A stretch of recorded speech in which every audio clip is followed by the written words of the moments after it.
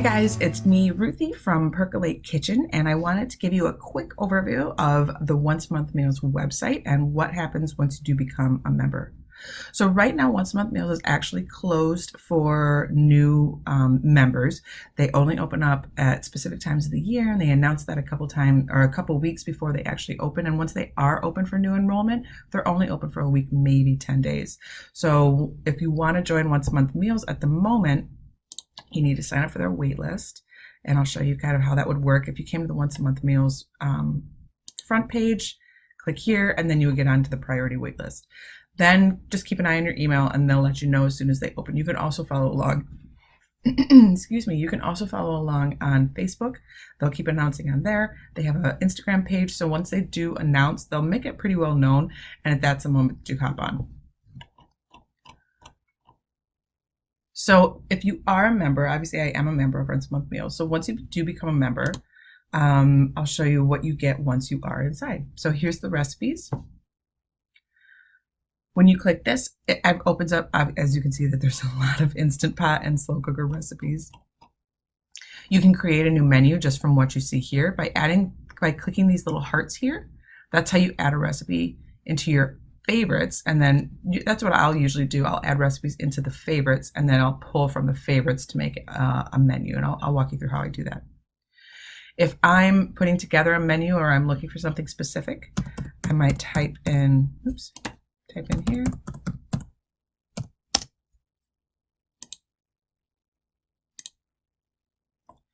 It will pull up all of the chicken thighs, and then I will usually go over to this filter section, and you can filter. As you can see, there are a ton of categories: low carb, nut free, sheet pan, vegetarian. They've got a whole bunch of Weight Watchers points. Excuse me. And then you can do meal types. And then this is the cooking day, like when you're getting the meal prepared to go in the freezer. And then you've got the serving day, how you want to serve the meal when it's out. So if you want to put it on the slow cooker or waffle iron. So once you've added a bunch of things into your favorites, this is how I do it. I add a bunch of recipes that I find into my favorites. Once I've looked through all of this over here, open up your favorites, and you can see everything you've got. And then from there, that's how you would create your own menu. So I would create a menu by choosing, let's do a couple slow cookers. This is a slow cooker, and this is a slow cooker. So I'll create a new menu. And you can make this be a date. You can name it, if you're making a couple freezer meals for, let's say, a meal train for a friend who's just had a baby, like you can add their name there, anything. So then once you have your menu here, you can write a note to remind yourself at a later date. You can download the whole meal plan as it is with the grocery list and everything. And then you can open up these recipes here. And one thing I really like about these recipes, they show you how to cook in different ways. So you can make everything here and then freeze it for later.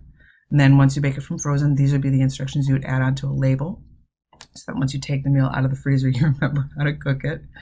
And then there's also the option for making it now. Like, you don't have to freeze everything. You can just use this as a regular meal planner and have meals that you can make that night. Down here in the categories, or the comments rather, is very cool because a lot of people would ask questions like, can I add extra water here, or can I swap this out? And people talk back and forth about specific recipes, which is super cool. If you see this here, it'll say Lisa Once a Month Meals. That means it's made from a member of the Once a Month Meals team. But if it's made from a blogger or somebody who submitted the recipe, they would have their link here. Well, this butter chicken is amazing. They would have this link here so that you can then go see the recipe on their actual site. If you wanted to dig deeper, you can see the comments that are left on that recipe on that blogger's site. It's a cool way to differentiate between what's been submitted and what is part of the internal team over at Once a Month Meals. So you've got your menu made. If you want to, you can go over into the community. This is where you would be able to contact support. You can always contact support by clicking this little button here as well, but they've got a live chat option. I don't even think I have a profile yet. I'm not really into the community, but this is where you would talk. And then this video library is mind-blowing. There's so much great stuff in here. The team from Once a Month Meals will do regular Facebook Lives, meal planning, cook-a-thons, that kind of thing. And you can access all of those old videos here. And then they've got meal planning tips and tricks, Instapot tips and tricks, getting started, why would you freezer cook, and it just keeps going. And inside each of these, there's a ton more menus, or a ton more videos rather. The video library is really impressive. They've got a blog full of really cool stuff, like lists of Whole30 recipes. I think I saw the other day. Yeah, here it is. 50 freezable Whole30 recipes. Just incredible. So they stay really like on trend and seasonal, and the blog is a really great thing to follow. Then you have more support here if you do need it, and then you can create your profile. So that's pretty much it. You could see here, this, I should probably tell you, there are 2 different memberships you can do. You could pay by yearly or you could pay monthly, $18 or $144 a year. It is money so well spent, guys. I save at least $18 a month. I mean, if not, probably quadruple that in what I'm buying at the grocery store every single week to cook a regular weekly meal.